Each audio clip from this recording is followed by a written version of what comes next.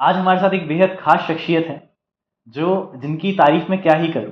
ये महानगर टाइम्स के फाउंडर एंड चीफ एडिटर हैं और मेरी बात हो रही है गोपाल शर्मा सर से। सर नमस्ते। धन्यवाद। बहुत पहले तो बहुत बहुत शुक्रिया, आपने अपना समय दिया। Thank you. और सर मेरे कुछ सवाल हैं। आज एक पॉडकास्ट है, तो जी। पॉडकास्ट में एक इंटरव्यू की तरह नहीं होता है। पॉडकास्ट आजकल बहुत चलन में है, तो इसमें बस आपके जीवन के बारे में कि आज से 25 साल पहले आपने एक सपना देखा था, आप एक पत्रकार थे और पत्रकार से आपने एक इतना महान साम्राज्य खड़ा करा। तो इसके पीछे क्या आपकी प्रेरणा क्या थी? देखिए, एक तो इसको महान साम्राज्य नहीं कहना चाहिए।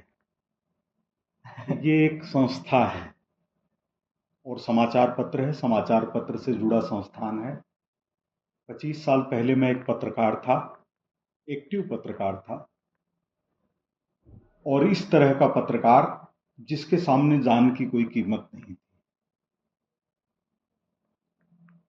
तो कहीं हम काम करते हैं, उसकी एक सीमा रहती है और हमको खुद करना पड़ता है, अपने हिसाब से करवाना पड़ता है, तो वह कुछ हद तक असीम हो जाता है। तो इसलिए महानगर टाइम्स की शुरुआत करने के पीछे यही तात्पर्य था कि आम आदमी को, पीड़ित आदमी को, गरीब आदमी को, दुखी आदमी को हम न्याय दिलवाने में मददगार साबित हो सकें, और उसमें प्रशासन की या दूसरे संस्थान की कोई बाधा नहीं हो। यही सोच करके महानगर टाइम्स 25 साल पहले शुरू किया गया था। सर मैं आपके रजत महोत्सव, जैसा कि अभी बिरला ऑडिटोरियम में हुआ जी। था, जी। मैं उसमें मौजूद था। ये मेरी खुशकिस्मती है, मैं उसमें मौजूद था। उसमें आपकी मैंने डॉक्यूमेंट्री देखी और मैं बहुत इंस्पायर हुआ था। जी। तब आपने आपकी डॉक्यूमेंट्री में ऐसा कहा था कि आपके सामने तीन चेहरे थे। एक आपके पूजनीय पिताजी का, एक कर्पूर चंद पुलिस जी का, और तीसरे राजस्थान के बड़े नेता भैरव सिंह जी शेखावत भैरव का। सिंह जी शेखा। यहाँ से सर मेरा एक सवाल बनता है। आपके पिताजी, क्योंकि सबके पिताजी अपने आइडियल हाँ होते जी। हैं। जी। जी। उसके बाद जो कर्पूर चंद कुलेश जी हैं वो आपके पत्रकारिता में आपके गुरु थे। जी। पर भैरव सिंह जी शेखावत जी से आपका क्या रिश्ता रहा है? देखिए, भैरव सिंह शेखावत जी से अगर हम पुनर्जन्म को माने तो हो सकता है कोई पूर्व जन्म का रिश्ता रहा हो। लेकिन जब से मैं उनके संपर्क में आया, तब से मेरे को लगा कि कोई व्यक्ति है जिनके हिसाब से हम अपनी जिंदगी को आगे बढ़ा सकते हैं। उनके कहने पर ही मैं जयपुर आया था, और जयपुर आया और ये सोचता था कि जिंदगी को ईमानदारी से चलाने के लिए कोई ना कोई काम करना चाहिए, कोई सर्विस करें, कोई और कुछ करें। लेकिन एक व्यक्ति को, जैसे परिवार में होता है, सहायता करने वाले लोग होते हैं, तो मेरे को लगा शेखावत साहब हैं, करें क्या ये नहीं समझ में आ रहा था। संजोग से कर्पूर चंद जी कुलिस उनके पास आया करते थे, वो राजस्थान पत्रिका के संस्थापक थे, और भैरव सिंह जी राजस्थान के सबसे कद्दावर नेता थे। तो संजोग से जब मैं जयपुर आया, तो शाम को जब वो दोनों बैठा करते थे आसपास में, तो मैं भी पास में बैठ जाता था, तो उनको कोई एतराज नहीं होता था। तो 2-4 दिन बाद ऐसे ही कोई बात आई कि शेखावत साहब ने कहा कि गोपाल जी, आप पत्रकार बन सकते हो क्या? जी। तो मैंने कहा बन सकता हूँ। पुलिस जी वहीं पर बैठे थे, उन्होंने कहा कल सुबह 10 बजे आ जाना। तो सुबह 10 बजे दूसरे दिन मैं गया, तो 12.5 साल तक मैं राजस्थान पत्रिका का हिस्सा बना रहा। अरे वाह! इसी तरह आपने पत्रकारिता की बात की कि आप एक एक्टिव पत्रकार थे, तो कुछ पैसिव पत्रकार भी होते हैं? हाँ, हो सकते हैं, लेकिन मैंने अपनी जिंदगी को पत्रकारिता के जिस रूप में देखा, उसमें ये कि 10 साल तक मैंने कोई ऑफ नहीं लिया। अच्छा। जबकि ऑफ नहीं लेना कोई पैसा मिलने से जुड़ा हुआ नहीं था, कोई धन उपार्जित करने का माध्यम नहीं था। लेकिन मन में एक जुनून था कि काम करना है, शरीर साथ दे रहा है तो हमको काम करना ही है। मैं सुबह 7-8 बजे घर से निकल जाता था, रात को 11-12-1 बजे तक भी जाता था, और घर जाके भी कई बार ऐसी इच्छा होती थी कि कुछ करूं।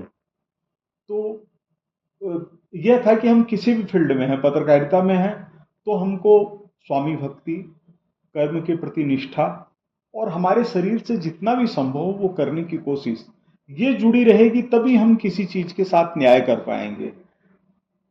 तो इस संकल्प के साथ राजस्थान पत्रिका का मैं हिस्सा बना था, और जिस दिन मैंने राजस्थान पत्रिका छोड़ी तब तक मैंने ईमानदारी से उसको निभाने की कोशिश की। मेरे आने की पुलिस जी साहब को भी तकलीफ थी, वो नहीं चाहते थे कि मैं छोड़ूं, लेकिन मैंने जैसा शुरू में बताया कि ऐसा लगता था कि अगर हमको कोई काम करना है और खुलकर काम करना है तो उस पर अपना अधिकार होना चाहिए। जी, वाजिब बात है। हाँ। सर, एक सवाल था। आप जो राजनीति है, उसमें पहले एमपी बनने की जो हमारी उम्र थी, वो 46 वर्ष थी, और अब जो है उसकी 56 वर्ष है। तो क्या हम बूढ़े नेता पैदा कर रहे हैं? नहीं, बूढ़े का मतलब क्या? बुजुर्ग मतलब जो बूढ़े का मतलब क्या शरीर में उम्र का ज्यादा होना? अगर यह माना जाए तो 1977 में जो देश को दूसरी आजादी प्राप्त हुई इमरजेंसी के बाद, उसके नेता लोकनायक जयप्रकाश नारायण नहीं होते? देश की आजादी के लिए भी जिन लोगों ने अगुवाई की, जब बाल गंगाधर तिलक थे तो भी वो एक निश्चित उम्र के थे, महात्मा गांधी थे वो भी उस उम्र में थे, सरदार पटेल आजादी के बाद गृह मंत्री और उप प्रधानमंत्री बने तो भी वो उस उम्र के थे। तो उम्र का मायना नहीं है। जिस समय महारानी लक्ष्मीबाई नौजवानी में झांसी के किले से कूद करके ग्वालियर की ओर बढ़ी, दोनों हाथों से तलवार चलाते हुए और बच्चे को गोद में लिए हुए, उसी समय 80 साल के कुंवर सिंह जगदीशपुर में संघर्ष कर रहे थे और गंगा जी में अपना हाथ काट करके फेंक दिया था। तो उम्र से ज्यादा इसमें महत्वपूर्ण है कि आपका शरीर और मन कितना साथ दे रहा है। अगर कोई व्यक्ति 25 साल का है और वो उस स्थिति में ही नहीं है कि कुछ कर सके, तो हम उसके लिए कुछ नहीं बोल सकते। और अभी एक 120 वर्ष के गुरु सामने आए हैं जिनको पिछली बार पद्म अवार्ड मिला है, वो 120 वर्ष की उम्र में उनका शरीर सधा हुआ है और सारा काम करते हैं, तो हम क्या कहेंगे? यही कि वो 120 वर्ष में भी जवान है। पर ये जो पैरामीटर बनाया है गवर्नमेंट ने कि पहले 46 वर्ष 46 वर्ष थी और अब 56 वर्ष है एमपी के लिए, तो ये 10 वर्ष जबकि बजाय कम होने चाहिए थे, ये और बढ़ कैसे गए हैं? नहीं, पैरामीटर्स नहीं बनाया है, ये औसत हो सकता है कि एमपीज का औसत इस प्रकार का हो। ये कोई चीज मायने नहीं रखती है। मायने ये रखती है कि हमारी सोच कैसी है, हम क्या करने के लिए तैयार हैं। एक व्यक्ति जब वो युवा होता है तब उसको पूरी तरह से काम के लिए तैयार होना चाहिए, और जब तक उसका शरीर साथ दे। महाभारत काल में भी जब भीष्म पितामह कौरव सेना का संचालन करने के लिए उतरे थे और उनको पहले महारथी के रूप में जब उतारा गया, तो ये तो नहीं देखा गया वो 26 साल के हैं कि नहीं है या 30 साल के हैं कि नहीं है। भीष्म पितामह सबसे बड़े योद्धा थे। तो इसी तरह से उम्र का मतलब क्या है? उम्र का मतलब यह है कि जब शरीर साथ देने से इनकार कर दे, तब आदमी को वानप्रस्थ की तरफ, सन्यास की तरफ, परमार्थ की तरफ पूरी तरह से झुक जाना चाहिए और लोगों को आगे बढ़ाने का काम करना चाहिए। युवा के लिए भी है ये चीज। तो आप युवाओं को पॉलिटिक्स में कैसे देखते हैं? क्या हम भविष्य में कोई युवा नेता देख सकते हैं जो सर्वोच्च पद पे हो हमारे इंडिया के, हिंदुस्तान के? आप मान लीजिए कोई 25 साल का व्यक्ति या 30 साल का व्यक्ति देश का प्रधानमंत्री भी बन जाए, तो हम क्या चाहेंगे कि वो 40 साल तक प्रधानमंत्री रहे? नहीं। अगर 5 7 साल 8 साल 10 साल वो रह भी गया तो 35 40 साल में हम उसको बेकार कर दे, तो क्या करेंगे 40 वर्ष से 70 वर्ष तक या 80 वर्ष तक? तो ये स्वाभाविक है। नेतृत्व, चौधरी देवीलाल किसान नेता हुआ करते थे, वो कहते थे कि नेतृत्व कभी बनाया नहीं जा सकता, ये खुद ही पैदा होता है। नरेंद्र मोदी जी जिस समय प्रधानमंत्री बने 8 साल पहले, 9 साल पहले, तो वो 60 साल की उम्र के थे, अब 70 71 साल के हैं। तो 60 साल की उम्र के अंदर उन्होंने देश के प्रधानमंत्रित्व पद को संभाला। मुरारजी देसाई उनसे ज्यादा उम्र के थे, हम्म, लेकिन मुरारजी देसाई भी जब प्रधानमंत्री बने थे तो उनको किसी का सहारा लेने की जरूरत नहीं पड़ती थी। तो उम्र का महत्व है, वो ये है कि एक समय के बाद जब व्यक्ति को ये लगे कि उसका शरीर साथ नहीं दे रहा है तो उसको खुद ही दूसरों को आगे लाने की कोशिश करनी चाहिए और विराम की तरफ बढ़ना चाहिए। सर, बढ़ते सोशल मीडिया के ट्रेंड में आज हम देखते हैं कि कोई भी एक दिन में चीज़ वायरल हो जाती है और दूसरे दिन फिर उसका क्रेज खत्म हो जाता है। तो इसको आप कैसे देखते हैं? देखिए, यह समय के ऊपर है, समय की अपनी गति होती है। हमको याद होगा कि जब अन्ना का आंदोलन हुआ तो सारे देश के अंदर करोड़ों मैं नौजवान अन्ना जी के लिए भी सवाल था मेरे पास। मोमबत्ती लेकर के सड़कों के ऊपर उतर आए, जगह जगह प्रदर्शन करते थे, भ्रष्टाचार के खिलाफ लड़ाई करने की बात करते थे, भ्रष्टाचार के समाप्ति की बात करते थे। लेकिन वह क्या साबित हुआ? अगर इतिहास के लंबे काल को ध्यान में रखें तो एक बुलबुले की तरह से। लेकिन क्या अन्ना आंदोलन ही भ्रष्टाचार की समाप्ति का प्रतीक था? नहीं। नहीं। भ्रष्टाचार की समाप्ति यह भारत के संस्कारों में है। तो जब तक भारत है और इस तरह के कोई गलत काम करता है तो उसके खिलाफ आवाज भी हमेशा उठती रहेगी। अन्ना हजारे के लिए जी, उनके लिए आपने कहा कि अन्ना हजारे जी एक मीडिया का क्रिएशन थे और उनको आपके किसी इंटरव्यू में मैंने देखा था, आपने जी कहा था जी कि अन्ना हजारे जी जो हैं वो एक मीडिया का क्रिएशन थे, तभी वो आज अन्ना हजारे जी कहीं जाते हैं तो खबर नहीं बनती है। हाँ। तो उस तो क्या नरेंद्र मोदी जी भी मीडिया का क्रिएशन हो सकते नहीं, हैं? अन्ना हजारे जी मीडिया का क्रिएशन नहीं थे। अन्ना हजारे जी का आंदोलन मीडिया का क्रिएशन था। अन्ना हजारे जब आंदोलन कर रहे थे तो कितने ही दिनों तक 24 घंटे कोई दूसरी खबर ही नहीं थी। कृष्ण जन्माष्टमी की खबर कोई महत्व नहीं दिया गया। तो ऐसी क्या स्थिति थी, क्या होने जा रहा था ऐसा?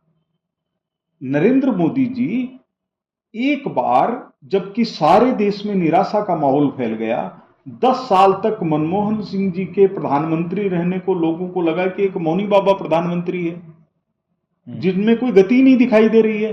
मनमोहन सिंह जी की ईमानदारी में कोई संदेह नहीं, उनके ज्ञान में कोई संदेह नहीं, अर्थव्यवस्था के प्रति सकारात्मक सोच में कोई संदेह नहीं, लेकिन देश और जनता तो गति चाहती है। वो गति जब दिखाई नहीं दी तो लोगों को लगा इनका विकल्प क्या? तो विकल्प लगा कि एक व्यक्ति है जो गुजरात में चेंज लाने की कोशिश कर रहा है, वह देश में आएगा तो देश को बदल देगा। नरेंद्र मोदी जी ने तब तक हो सकता है सारे राज्यों के दौरे भी ठीक से नहीं किए हों, लेकिन देश ने प्रधानमंत्री के रूप में स्वीकार किया। आपकी एक और मैंने इंटरव्यू में क्लिप देखी थी जिसमें आपने कहा था कि गुजरात में दंगे हुए तो सबने एक आदमी को दोषी मान लिया और उस एक आदमी को बहुमत के साथ लोगों ने प्रधानमंत्री बना दिया। जी। तो इसमें किसको दोष दें? नहीं, दोष किसी का भी नहीं है। एक तो यह है कि नरेंद्र मोदी जी गुजरात के दंगों के लिए कतई जिम्मेदार नहीं रहे, कभी भी। नरेंद्र मोदी जी ने जिस गुजरात में हजारों दंगे हुए हैं और इससे ज्यादा लोग मरे हैं, उसी तरह की एक दुर्दांत घटना गोधरा में हुई कि 60 कार सेवकों को एक साथ जला करके मार दिया गया। उसकी प्रतिक्रिया को रोकना आसान नहीं था। 60 जली हुई बच्चों, स्त्रियों, पुरुषों की लाशों को देख करके लोगों के मन में क्या भावना जगेगी? उसको सरकार के लिए रोकना आसान है क्या? हम खुद अपने परिवार के व्यक्ति के साथ इस तरह की घटना देखें और हम सोचे नहीं, हमको शांत भाव से रहना है, ये संभव नहीं है। मोदी जी ने अपनी तरफ से पूरे प्रयत्न किए, लेकिन जनता को उस समय नियंत्रित नहीं किया जा सकता था। जैसे 6 दिसंबर को अयोध्या में बाबरी ढांचा ध्वस्त हुआ, तो क्या उसको पुलिस और सेना रोक सकती थी? क्या लाखों लोगों को गोली मार करके रोका जाना उचित है? नहीं। क्या गुजरात के दंगों को 50,000 लोगों को गोली मार करके रोकना उचित होता? नहीं। समय कई बार कई चीजों का फैसला करता है। लोगों ने यह समझा कि नरेंद्र मोदी जी ने गुजरात के दंगों को नियंत्रित करने की कोशिश की और जिन लोगों ने उन पर फिजूल के आरोप लगाए, उनके चेहरों पर से नकाब हटा, लोगों ने उनको गलत माना। उस तरह के लोगों के खिलाफ जनता खड़ी हो गई और मोदी जी को न केवल गुजरात में लगातार बल्कि देश के अंदर भी लगातार वो प्रधानमंत्री हैं। सर, जयपुर के बारे में मैं आपसे कुछ पूछना चाहूँगा। जी। सर जयपुर में चार देवी देव चार जगह जो हमारे मान सिंह जी जो जयपुर की स्थापना जिन्होंने करी है, उन्होंने चार अलग अलग जगह अपने मंदिर बनाए हैं। वो कौन कौन सी जगह हैं और क्या वो महत्व रखती हैं? देखिए, शिला देवी की उन्होंने स्थापना की, चांदपोल के हनुमान जी की, और गोविंद देव जी भी संभवतः उसी समय स्थापित हुए, स्थापित हुए। और सांगानेर के सांगा बाबा सांगानेर के सांगा बाबा उसी समय के हैं। उसी समय के हैं। वो है ही एक कविता कि आमेर की शिला देवी और सांगानेर को सांगो बाबू ले आयो राजा मान। तो वो बड़े वीर थे मान सिंह जी, बड़ी। और इसी के चलते सर रैपिड फायर एक राउंड है हमारा। मैं आपके सामने कुछ लोगों के नाम लूंगा। अगर जैसे मैं नरेंद्र मोदी जी का लेता हूं तो आप कह सकते हैं कद्दावर नेता। आपको एक शब्द में जवाब देना है उनका जी। कि आपको इनका फिगर जो भी आती है माइंड में, उनके लिए आपका एक शब्द क्या आता है कि ये योगी आदित्यनाथ जी। संभावना वाले। नहीं नहीं एक ही में बोलना है, ठीक है, चलिए एक के अंदर ही।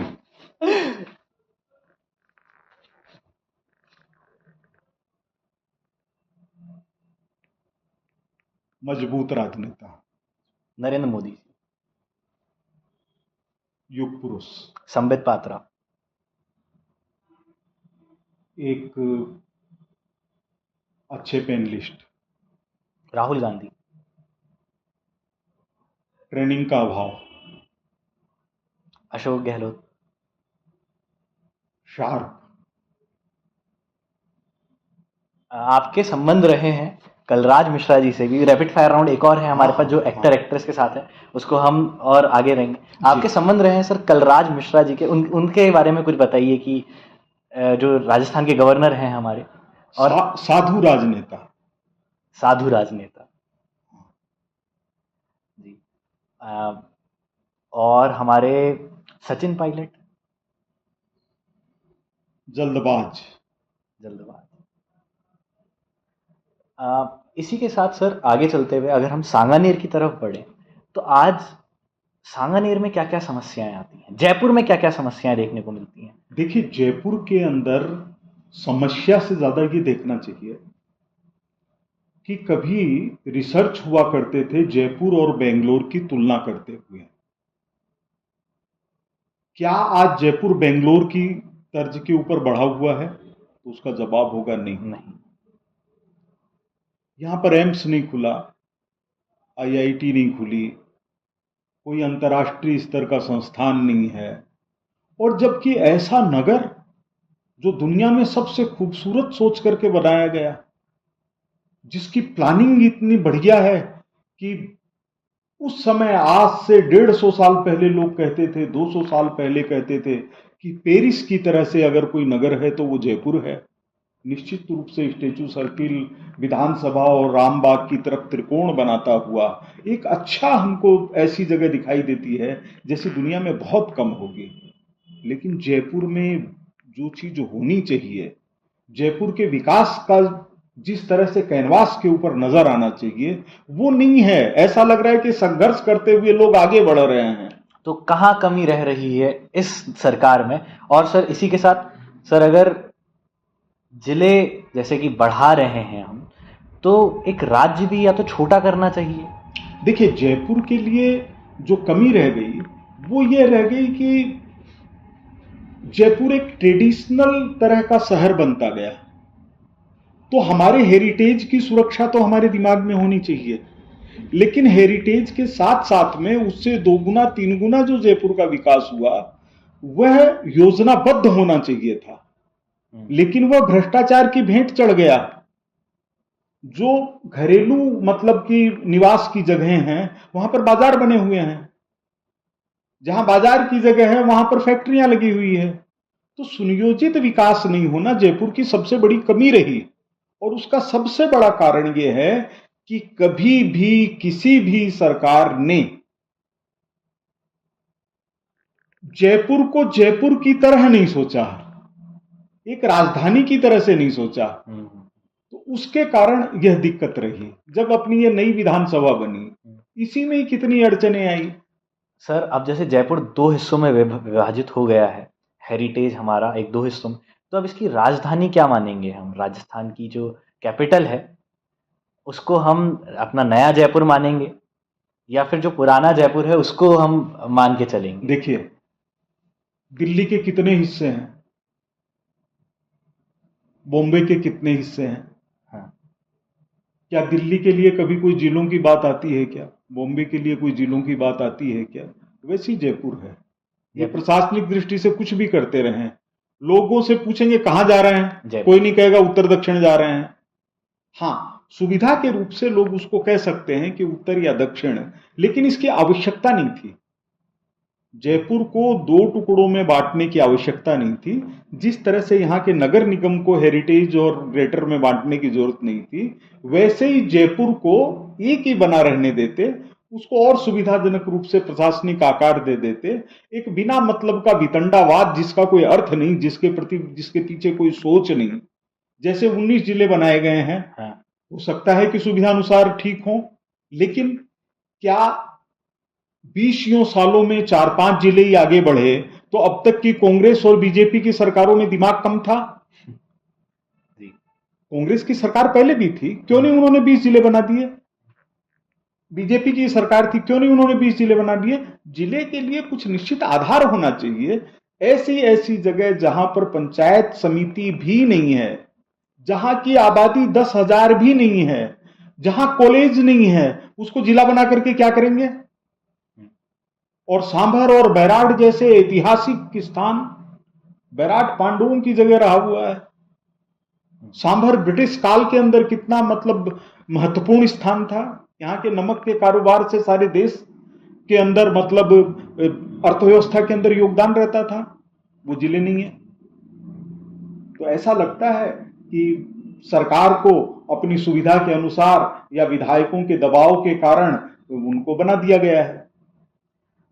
सर आपसे बहुत, गोपाल शर्मा जी से बहुत सारे लोग इंस्पायर होते होंगे, आप किन से इंस्पायर होते हैं? आपकी प्रेरणा स्रोत कौन है? आप रोज सुबह तैयार होके काम पे निकलते हैं, तो आपकी प्रेरणा का स्रोत क्या है? देखिए, प्रेरणा का स्रोत अगर सही देखा जाए तो कर्म है। अगर हम काम करते रहते हैं, अगर हम कितने ही परेशान हैं, हम काम करके ही उस परेशानी को दूर कर सकते हैं। कर्म ही प्रेरणा है।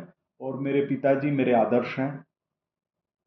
बाकी जो अच्छे काम करने वाले लोग हैं, जिनको देख करके खुशी होती है, वो किसी भी पार्टी के हों, कैसे भी हों, जैसे मोदी जी को देखते हैं कि इस उम्र के अंदर कैसे एक व्यक्ति इतना एक्टिव हो सकता है। कभी उनके चेहरे पर थकान नहीं आती, कभी वो बीमार नजर नहीं आते, कभी वो छुट्टी के ऊपर नजर नहीं आते। तो भारत का भाग्य है कि एक इस तरह का व्यक्ति मिला हुआ है। सर्वोच्च पद। कभी आज तक ऐसा हुआ है कि कोई कार्यक्रम रखा हुआ हो और वो इसलिए कैंसिल हो गया क्योंकि मोदी जी आने की स्थिति में नहीं है या वो अस्वस्थ हैं? ऐसा कभी नहीं होता है। तो यह भारत का भाग्य है।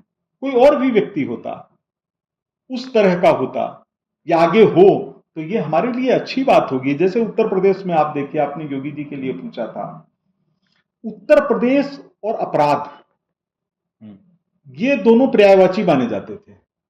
जैसे ये जुड़वा भाई हैं, इनका अब एक साथ जन्म हुआ है। उत्तर प्रदेश है तो अपराध होगा ही होगा। कहीं पर माफिया हैं, कहीं पर उग्रवादी हैं, कहीं पर किसी तरह के हैं। ऐसे ऐसे ये सीरियल बने हैं अपने, ये बने मिर्जापुर वगैरह ये सब। तो इसके अंदर कितनी गुंडागर्दी और कितना आतंक दिखाया गया। आज आज उत्तर प्रदेश में कोई गुंडा ही नहीं। तो एक व्यक्ति में इतना अधिक अगर शक्ति का प्रवाह आ जाता है कि उनकी आभा मंडल से अपराध दूर हो जाए, तो यह कितनी बड़ी बात है। कोई दुनिया में ऐसा नेता हो जाए जो कि दुनिया से अपराध खत्म कर दे, तो कितनी बड़ी बात हो जाएगी। यही चीज है कि जैसे अपराध का खत्म होना महत्वपूर्ण है, वैसे ही अर्थव्यवस्था का विकास महत्वपूर्ण है। आपने मिर्जापुर का नाम लिया, आपने मिर्जापुर सीरीज देखी है सर? हाँ, 2-4 उसके देखे हैं। आप देखते हैं? नहीं।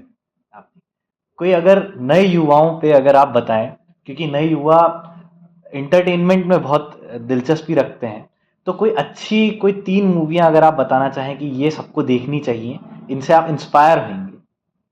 तो आपकी जर्नी में आज तक जितनी आपने देखी, या आपकी पसंदीदा कोई 3 मूवियाँ? देखिए, एक तो वो थी ही जिसमें नरगिस, सुनील दत्त और ये लोग थे। खैर, अपने इसको इस रूप के अंदर लें कि मुझे हमेशा देशभक्ति से जुड़ी हुई फिल्म अच्छी लगी है, और जिन लोगों के मैंने इंटरव्यू किए हैं या मिला हूँ, उनमें राज कपूर, अमिताभ बच्चन और मनोज कुमार जैसे हैं। तो मनोज कुमार की फिल्में बहुत अच्छी लगती थी।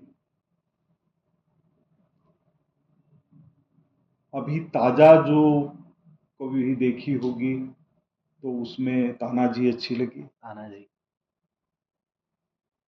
और कोई इतना अधिक आकर्षण भी नहीं है फिल्मों के प्रति।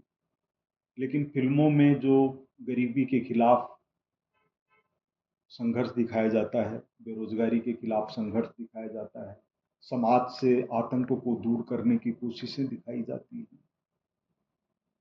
जैसे स्मिता पाटिल को देखते थे तो ऐसे लगता था कि गांव की आम महिला का प्रतिनिधित्व कर रहे हैं। अपने ये मनोज वाजपेयी हैं, मनोज ये अच्छे वाजपेयी है। लगते हैं। जी। तो आप एक बार अमिताभ बच्चन जी से मिले थे, हाँ जब लाल बादशाह की शूटिंग चल रही थी जयपुर में, जी, तब आपका एक्सपीरियंस क्या था जब आप मिले थे उनसे? उस समय अमिताभ बच्चन संघर्ष में थे, और बहुत ज़्यादा संघर्ष में जब थे। लाल बादशाह की शूटिंग? हाँ, बहुत ज़्यादा संघर्ष में थे, परेशान थे, जिंदगी के प्रति निराश थे, गुस्से से भरे हुए थे, और असमंजस में थे कि जिंदगी को कैसे चलाया जाए। तो एक दो बार जब मैंने उनको जगाने की कोशिश भी की कि समाज के प्रति आपकी क्या जवाबदेही है, तो उनका लगभग इसी तरह का सा जवाब था कि आदमी का पेट भर जाए वही बहुत है।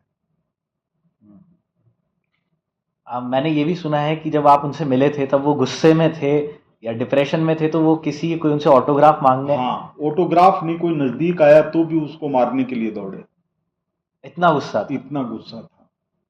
और उसका एक कारण ये भी था कि बोफोर्स में उनका नाम आ रहा था, उससे वो नाराज थे। उनको लगता था कि बिना मतलब मेरे को फंसाया जा रहा है।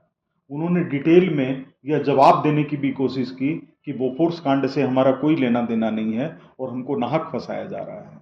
और माता पिता के प्रति उनका सम्मान, वह तो उनको आदर्श व्यक्तित्व की श्रेणी में लाता ही है।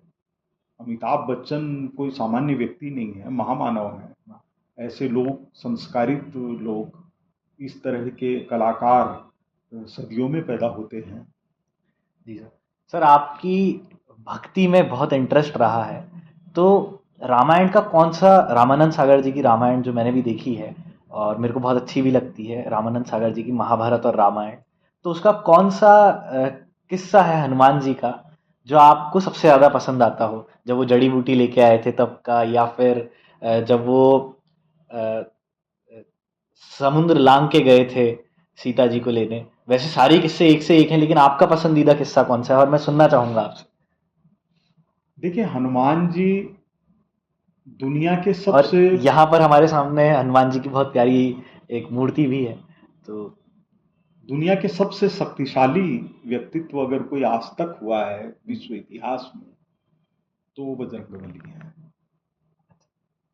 अगर सेवा की प्रतिमूर्ति, बुद्धि विवेक की प्रतिमूर्ति भी कहा जाए तो वो बजरंगबली है। उनकी हर घटना जीवन की प्रेरणा देने वाली है। लेकिन सबसे बड़ी ये है कि वो कितने अनुशासित थे। वो चाहते तो सीता जी को कंधे पर सवार करवा के वापस ला सकते थे, लेकिन उनको जो काम कहा था वही काम उन्होंने किया।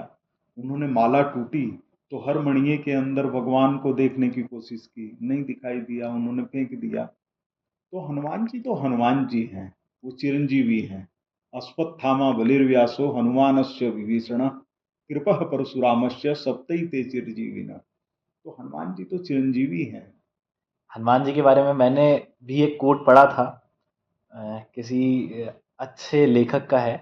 उन्होंने लिखा था कि अना इतनी कि कदमों में पड़े, अदब इतना, रेस्पेक्ट, अदब इतना कि कदमों में पड़े हैं, अना इतनी कि लंका खाक कर दी।